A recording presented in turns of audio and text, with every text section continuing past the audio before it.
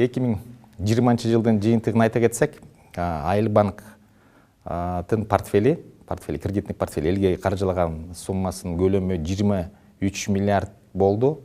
Мен ойлойм, бул жакшы көрсөткүчтөрдүн бири. Биз баягы Кыргызстандын банктарынын ичинен ошол активдер боюнча бир экинчи орунга чыктык да.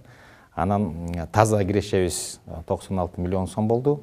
Баягы өзүбүздүн плановый показательлерге жакшы жете албай калдык.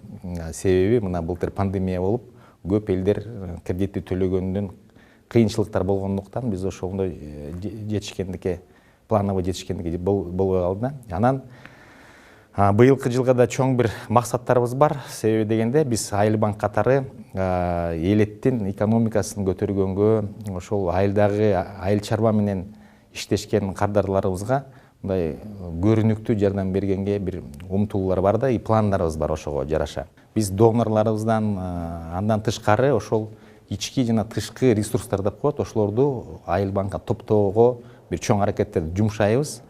Ошол акчаларды, ошол каражаттардын баарын тең айылдын экономикасына, айыл чарба экономикасына түздөн түз пайызын төмөнүрөөк кылып туруп жеткирүүгө аракет иштерди кылган атабыз да.